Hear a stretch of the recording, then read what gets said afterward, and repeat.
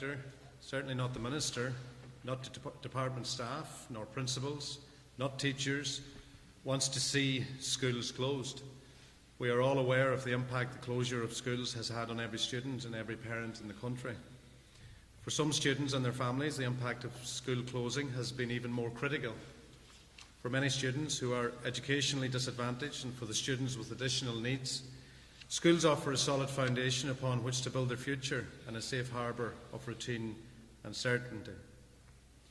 Agus tá leanúnach is a gceist agus a sléir go raibh barna mór na chóras oideachais leis an Gulcan Cinn. The continuity was in question, and there certainly were major gaps in terms of continuity in the education system for so many vulnerable people. Today I updated Cabinet on both my plans for the reopening of schools after the summer and the creation of a summer provision for students with special education needs and at the greatest risk of disadvantage. Today, Cabinet has approved my proposals for a summer provision for children at greatest risk. The decision by Government last week regarding modifications of restrictions in light of the most recent public health advice has cleared the way towards a more ambitious scale of provision for the summer. Along with Ministers Harris and McGrath, I am announcing a joint initiative across the health and education sectors focused on children with complex needs. We are expanding the traditional July provision.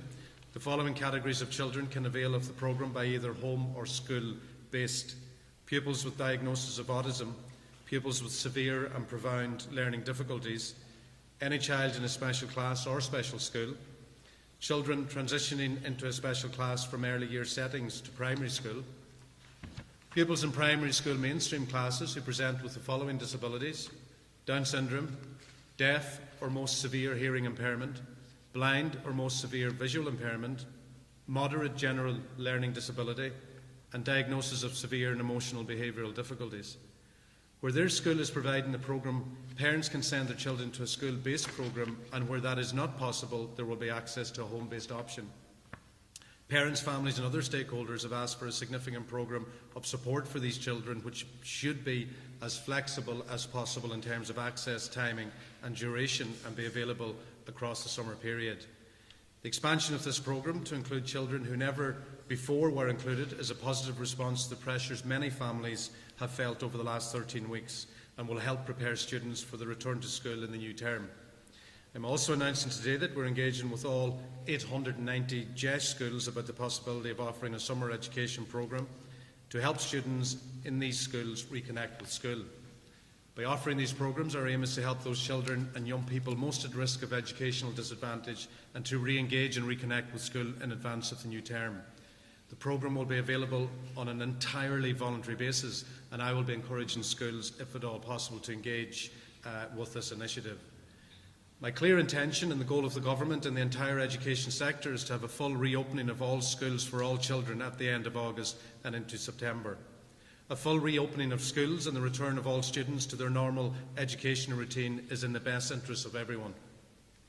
We accept that measures will have to be taken to adapt to the new realities we will all have to face after this pandemic, and detailed engagement is underway in relation to the development of public health guidance for schools. I want a common sense approach to the reopening of schools. Where possible, children, young people and staff should be far enough away from each other so they are not breathing on or touching each other, and this will have to be accompanied with good hygiene practices and regular cleaning of commonly touched surfaces. I want to be very clear with everyone as to the impact of 2 metres or 1 metre social distancing in schools. As set out in the report I brought to the Cabinet, at primary level, 2 metres in the classroom would result in almost all pupils attending school just 1 day per week. At post-primary level, 2 metres in the classroom would result in most pupils attending schools 2 days a week. At primary level, 1 metre in the classroom would result in almost all pupils attending school 2.5 days a week, which would be 50% attendance at school. At post-primary level, 1 metre in the classroom would result in some year groups attending almost 50% of the time, and other year groups attending school at or near a full-time basis. Given the negative impact such restrictions would have on teaching and learning, I strongly believe the only option is a full return to education, taking all necessary public health precautions. We are working to develop a sustainable plan to reopen schools, which will protect the health of school communities while promoting the educational and development needs of the nation's children. Parents, teachers and the entire education sector is working towards a common goal. Over the next few weeks and months, we will put in place the supports required to see students return to the full-time school-based education after the summer. Finally, I want to acknowledge everybody in the education sector who have worked so hard over the last number of months, and that agility and ability to face change head-on. And whether it was the teachers, school staff, whether it was SNAs, whether it was school secretaries, caretakers, whether it was anybody within the education sector, there was a constant embracing of change, and I want to acknowledge that. Agus is léir go raibh an codú sin aonta tábhachta, agus is léir go raibh an codú sin níos fearailte fáinne na duine le ach a rís hín na barnán, hín leanúnachas I gceist leis na duine speisialta agus leis na duine leis na míbhainta sí fásta. So, go raibh míle maigah, and happy to take questions after Minister Harris and Minister McGrath. Thanks very much, Joe. I think today is a very important day for many families across our country. Remember, it's only a week, exactly a week today, since the National Public Health Emergency Team said to us as a government that it would be safe to provide some programmes during the summer targeted at supporting children with disabilities, with complex needs, and children with disadvantage. And during that week, my colleague Minister McHugh and Minister McGrath, myself and officials across the Department of Education, Health, the HSE have worked tirelessly to try and bring forward this programme. And as Joe rightly says, at the heart of this programme is the idea of flexibility, recognising that it's been a really tough time for children and families, but it hasn't been equally tough for everybody. For some groups in society, it's been even more tough. And we know the children with additional needs and their families have been severely missing support, missing activity, and missing connectivity. And as we try to prepare to reopen our country and get back to a normal or a new normal, it's really important we look at how we can help those children and those families. So I'm really pleased that my department and the Department of Education have worked together. Indeed, I think there's significant learnings as to how, as departments, we continue to work together to provide a programme of supports that I really do hope will be of practical benefit to many. From a health perspective, we now intend to provide a number of activity-based summer camps for a number of 3-hour sessions per week, and staff in our Children's Disability Services will identify the children in need of this service, and they will provide direction and support SNAs to deliver these activity-based summer camps. Activities will be tailored to the needs of children, recognising that not every child is the same, and will have the input of clinicians. And the programme goals from this are, I suppose, to firstly recognise that families need a break, families need respite. And by actually providing these activity summer camps, it provides an opportunity for a family and perhaps also for siblings to have some respite as well. It also facilitates children with complex needs to begin that transition from the home back into their community to get ready to go back to school. And it also provides a safe opportunity for children with complex needs to engage with their peers. I was very struck last night when I saw RT's Primetime, and I saw the needs and the requirements of so many of these families. And whilst, of course, there's an educational aspect that very much falls under the remit of my colleague, Minister McHugh, there's also just the practical aspect that for many, many months now, some children have missed activities, they've missed their peers, they've missed the ability to paint, to laugh, to dance, to mix. And that sense of loss is even greater when you're a child or indeed a family with additional needs. So I really hope that the HSE-led part of this programme will be of great assistance to many. I'm also pleased that we've worked with Minister McHugh's department to make sure that the home-based programme is not just being provided by teachers and SNAs, but also in a case where a child can't access a school-based programme, that the HSE would look to provide a home support worker as well, recognising that, again, different children will have different needs. For some of them it'll be an educational need, for some of them it might be to re-enter the school world and the community world. It will require support to get back to normal, to get back into routine, to get up in the morning, to get dressed, to prepare for the day. So what we've tried to do here over the course of the last week is put together a flexible menu of options for families, for children. And to those children with special educational needs, so those children with disabilities. I say to you, I hope this is the beginning of the return of your summer, a summer of hope and a summer where you get to prepare for what will be an exciting new school year ahead. Thank you. Good afternoon, everybody. First of all, I want to warmly welcome the summer provision. I'm too well aware of the serious challenges which parents and carers of people with disabilities and children have faced over the last 3 months. I'm hoping that the measures today, which we are announcing, will bring some comfort to those who can avail of them. We will continue to work to restore services as soon as possible in a safe way for both the providers and the users.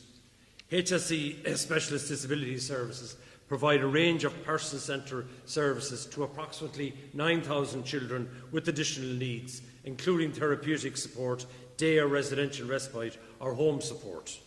In line with the public health advice, it has not been possible to provide these face-to-face services since March of this year.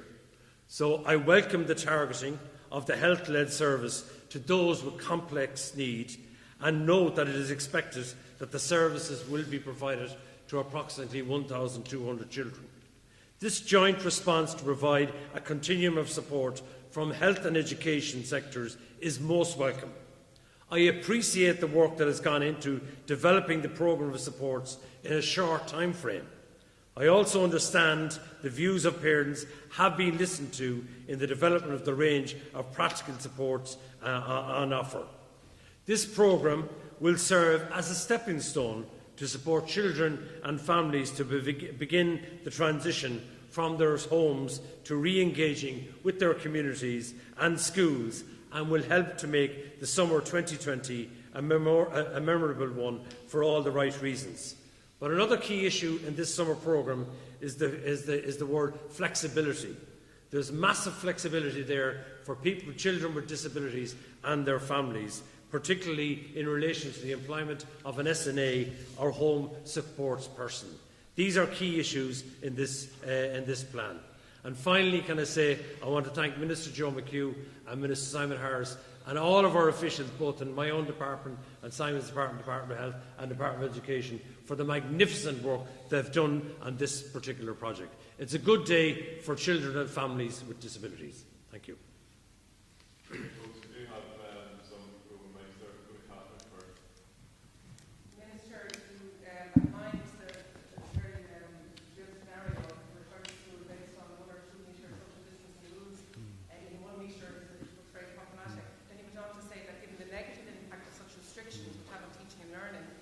strongly believe the only option is the full return to education, taking all necessary public health strict precautions. So are you envisaging a return to school where there wouldn't be any observance of social distancing? Is that what you mean there? Just that there will be a lot of attention paid to other issues like school cleaning and sanitation? Is that what I'm reading about? Thanks for the question, Catherine. I think if you look at the contribution and I suppose the commitment that young people, the young person's effort in relation to, I suppose their contribution in dealing and facing the pandemic head on, and whether a child's in primary school or post-primary, students, young people were very, very proactive, very diligent, and also very conscientious when it came to adhering to social distancing rules and knowing and understanding why they were doing it, and whether it was I know we talked about the difficulty for grandparents not being able to see their grandchildren, but there was also the equal difficulty of grandchildren not being able to see their grandparents. So young people understand the reason why they have to do it. And to answer your question as to how this will develop into ensuring that we have the proper practices in school, it will be a reinforcing of hand hygiene, reinforcing of the messages around cleaning commonly used surfaces. So there will have to be investment in cleaning. There'll have to be investment in hand hygiene equipment. There will have to be big decisions, and that's why we're engaging at the moment with DPER, because there will be extra costs. And I can assure schools that the costs that will be needed when the new term comes, or whether it's the school provision or the summer provision this summer, that those costs will be met. But specifically in terms of the 1 metre and the 2 metre, the 1 metre very clearly looks at the mathematical reality of 50% returning to school. And 50% of returning to school means some students in 2 days a week, other students in 3 days a week, and the reverse of that. And I certainly do not want to envisage a situation where we continue with this process of leaving children behind, because by the end of August, beginning of September, children will have been out of school for a 6-month period. And I have to weigh up as Minister the risk associated with the gap in education, the risk associated with regression in students' learning, and the risk associated with that failure to provide an education. And obviously the balance to that is to ensure that it's safe for teaching staff, safe for school staff, safe for students, to ensure that we get that balance right.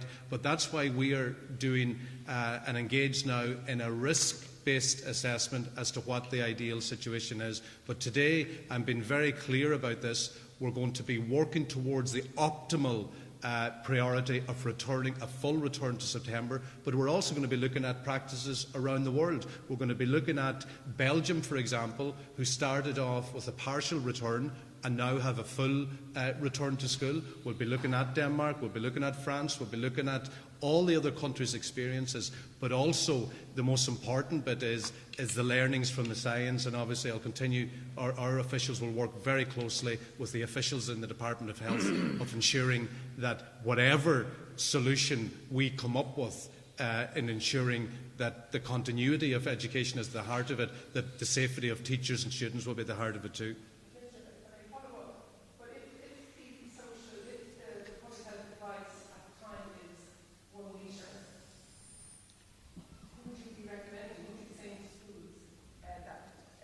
Should go back and just to ensure that everybody observes good practice currently and hygiene and general hygiene. Look, I think we have to have an honest conversation around this as well, as to how young people interact with each other.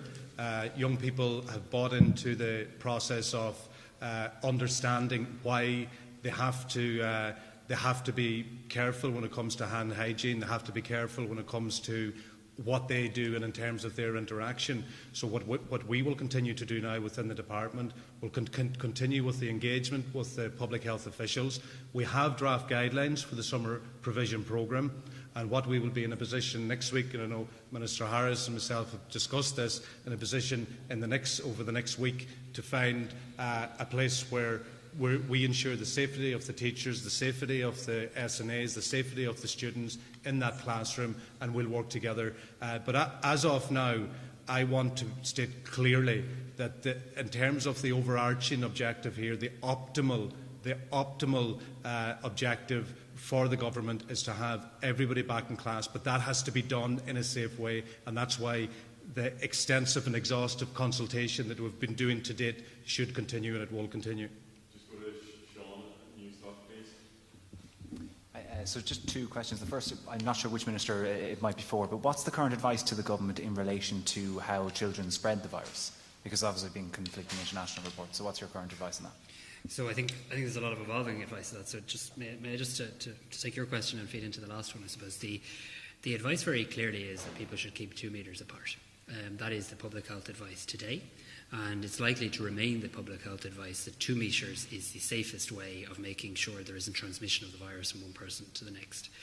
But what we've shown as a health service, what we've shown as a government, and what we have to show as a country is exactly what Minister McHugh said. We have to recognise that there are lots and lots of needs of children and of other people in society. The government wishes to get all children back to school for the new school year. So what I would say is if you look at what we've done with childcare, for example, the Department of Children went off and worked in a very comprehensive manner with the Health Protection Surveillance Centre, and they actually came up with a whole set of guidance that protected children and staff in that setting. And it was very different. They didn't end up debating 2 metres or 1 metre or 1.5 metre. They actually came up with a solution specific to that sector. And we're going to have to do that with a number of sectors, where we look at what do we need to do, conscious of the limitations of a sector, to safely get people back to school. Safety obviously being absolutely paramount. And as Minister McHugh rightly says, we also have the benefit now of being able to monitor very closely what's happening in other countries where they've already opened the schools. And again, we will also have the benefit of this summer programme too, where we'll be able to bring back a smaller number of students relative to the overall school population too. So the Health Protection Surveillance Centre is there to help government departments, to help government agencies, to help, quite frankly, anybody who needs sector-specific guidance. And that's, as Minister McHugh stated, what we'll be doing in the coming weeks. I suppose the question was leading into the number in childcare is a lot smaller than the number in schools. About 1 million people, a good fifth of the population is in schools. So if social distancing, if it returns fully and social distancing effectively ends for them, does that mean it's going to end for the wider economy as well? Because they're obviously, if the virus were to spread, would be passing it on to other people. Just to be clear, in relation to social distancing and in relation to public health messaging, 2 metres remains the public health guidance. What we've already made clear as a government in relation to the hospitality sector, for example, the National Public Health Emergency Team has asked the HPSC to look at certain sectors in the hospitality area where social distancing might be hard to apply, and to see if there's a different application of that where the virus is very low. So we made that decision last Friday. We expect that work back shortly. I've given the example of childcare already, and now we're obviously engaging with education stakeholders as well. What I can say, though, is the weaker we make this virus, the more options it presents to us all as a country. So thankfully we're seeing a situation now where the number of new cases in our country is continuing to diminish. There's absolutely no room for complacency in that regard. But the more progress we all make as a people in terms of practicing the public health measures, washing our hands, cough etiquette, keeping our distance, the weaker the virus is and the more options it gives us. So we'll be finalising through the HPSC the guidance with Minister McHugh's department, and then it'll be a matter for the Department of Education to decide how they wish to proceed. Minister McHugh, I wanted to ask you more just about the return to school in September. Given that the social distancing requirements will not be put in place, how do you envisage this working in practical terms? For example, at second level, do you envisage students staying in sort of pods or groups, maybe not moving around as much?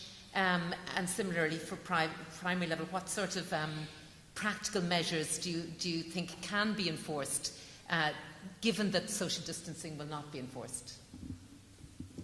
Yeah, I mean, look, we're going to have to we have to consider the types of environments that we have within our schools. We have a lot of narrow corridors, for example, in some of our older schools, and we have a lot of constraints as well in terms of size of classes. So, I mean, there are practical examples which you've just suggested there. For example, in primary school, if you have a large junior infants class, it's very, very clear that you can have advice and guidance as to who that class interacts and engages with.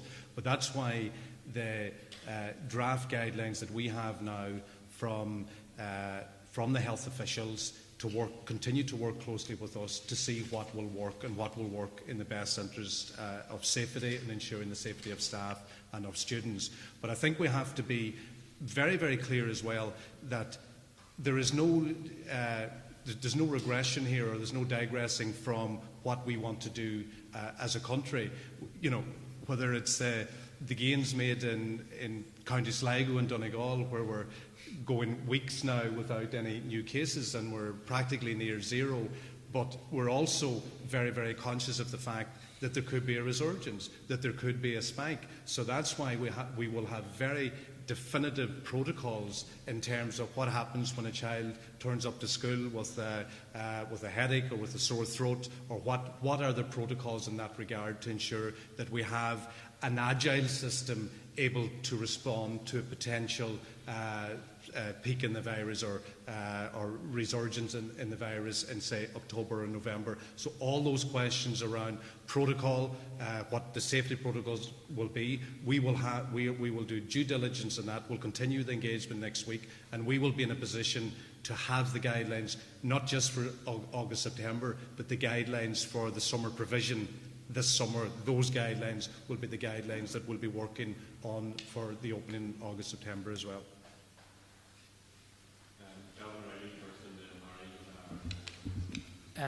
Minister McHugh, just firstly briefly on the July scheme, it's only a fortnight until schools were due to close down anyway, and a lot of teachers or staff may have made plans for the summer. We heard in the Dáil during the week there may be suggestions that only 5 or 6 schools are prepared to opt in right now. So what can you do to ensure that there is more take-up, or is there a danger that maybe the clock is ticking there?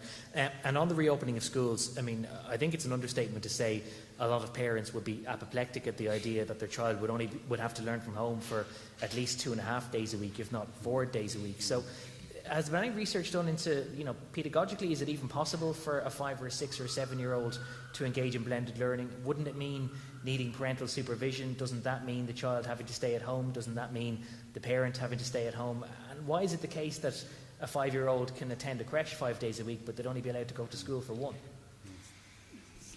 Okay, thanks, Gavin. Just the take-up, I'm very confident that we're going to have a positive response to the take-up for the summer provision. In fact, a lot of schools that even, I was speaking to parents in the last couple of days, they're just basically waiting for the green light to be pressed. So the green light has been pressed today. So, for example, Skullbridge and Dunamede and Minister McGrath's constituency, we're waiting for the green light. Sculleasagan and Buncrana and Donegal, we're waiting for the green light. So now that we've pressed that button, I believe that there will be a positive response to it. And can I just acknowledge the fact as well that all these schools have done this on a voluntary basis in the past, and that has been key to the success of this particular provision. But also the statistics are important as well. We've 4,000 schools in this country. Only 650 qualify, because it's only the schools who are special school or they're a school with a special class. So last year, only a third of the qualified schools provided the service. That was 232 schools. So it's not a case that all schools are going to be opening up. It's a small number. But what I would be asking again, and I'm confident that it will happen, the schools that normally open up, if they would be prepared to do that again. But I'm confident that they will. Your second question in relation to the 2.5 days per week and that idea of blended learning.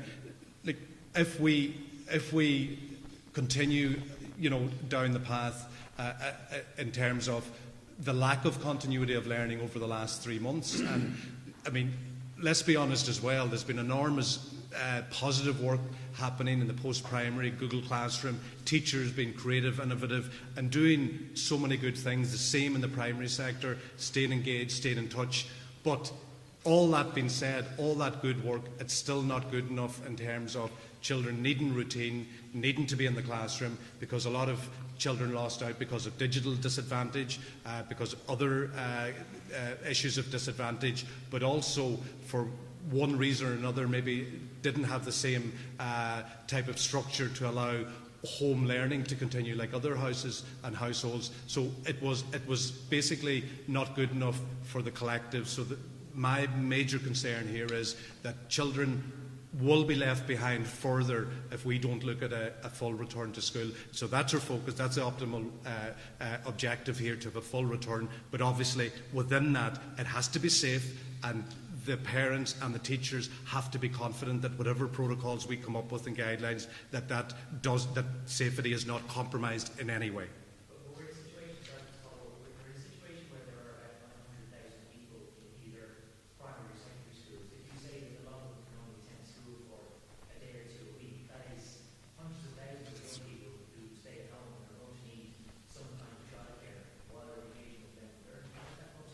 Well, no, let's be clear. I'm not saying that.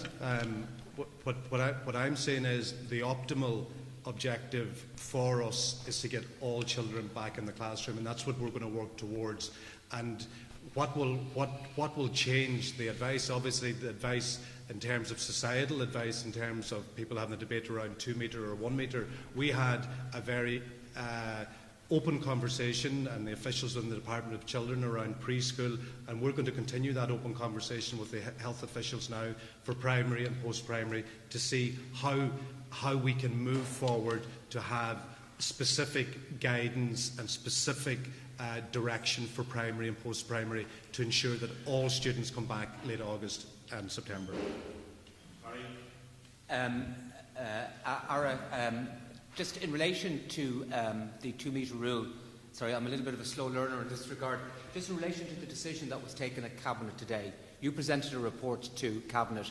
Can I take it from the import of the text that you read out and the argument that you made that you are actually in favour of reducing the social distancing from 2 metres to 1 metres, from 2 metres to 1 metre?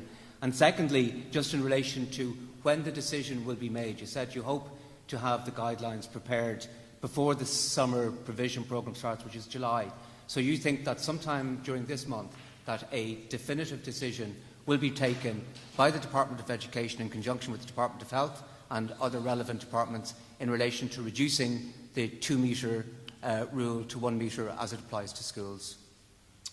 Your second question, yes, the decision will be taken this month so that those guidelines and that advice and those protocols will be ready in time for the summer provision, and rightly so, and that has to happen because we're looking at bringing back teachers, principals, SNAs and students, so that has to happen before the end of the month. In terms of what I brought to Cabinet today, very clearly, very definitively, it's our optimal objective to have all students back in class in late August, early September. I'm not going to get caught up in the societal need for 2 metre and 1 metre rule. I'm not in that space. The space I'm in is I'm looking for a specific solution for the education sector, a specific solution for primary school children. And if you look at the science that we've learned over even in the last number of weeks, children under 13, for example, don't need to wear face masks. Children under 13 and young people in general, because of the science that we have, are not as affected in a similar way as older people. So all these conditions have to be brought to bear, but we're also going to look at European examples, and it's very interesting to see Belgium, who came back for a partial return, but now they're back in a full return. So we're going to be learning from those, and we will put at the heart of all this consultation, consult with the partners, the management bodies and the teaching representative voices to make this happen. Yeah, my personal view is quite clear, that if we leave behind, well, put it a different way, if we just bring back 20 or 50% of our students in August, September, we could potentially do more damage because of the educational neglect and the potential regression as a consequence of that. So that's why it's my ambition. It's not just a personal ambition. We've looked at the scenarios. We've looked at the reality of trying to do blended learning and homeschooling, and it's a very difficult space. And from a personal point of view, it can be a very stressed environment where you're trying to juggle work and try to juggle homeschooling, and to consider that potentially 2 to 3 days could be at home. It's not a runner. I don't believe it's a runner, and that's why we have to work towards getting a full return to school. Minister McHugh, can I ask, across the 3 strands that are announced today, how many students will return to some sort of education this summer, and how will the transport to the schools work? Is that voluntary as well? And lastly, is there at the moment no plan for how schools will return in September? Okay, I'll take the last one first. Yeah, there is a plan. We're working on a plan for return to school in August, September. We have been working on a plan. There's been engagement. And in fact, we have the draft guidelines from the health officials. So we're working through those draft guidelines. So when we're in a position for the summer provision guidelines, which will be further advanced next week and possibly go into the following week, so we will have that comprehensive guidance for not just summer provision but also August, September. How many students for the summer provision? Last year, July provision accounted for 10,000 students, but significantly out of that 10,000 students, 70% of them went for the home-based option. So only 30% was in the schools last year. So this year is different. There's a lot more challenges and schools haven't been open. So not alone will we be facilitating the 10,000 and the students that would have been eligible last year. We're looking at children with Down syndrome. We're also looking at expanding on the disadvantaged side as well. So we're talking up to about maybe 24,000, 25,000. Oh, sorry, the transport bit as well. Yeah, well, look, if there's parents who have a school or want to go for a school-based option, and they don't have no way or means of bringing their child to that school, obviously we will facilitate that and look at a local solution, but to remunerate and to subsidise the parent with that cost. Or if the school decides to put on a bus service themselves, and obviously we will need practical advice, guidance around that. And I know from speaking to one of the principals, buses are going to have to be cleaned every day, and these are the realities of what we're going to be engaged here, and obviously cleaning of schools and ensuring that hand hygiene protocols are followed as well. Thank you.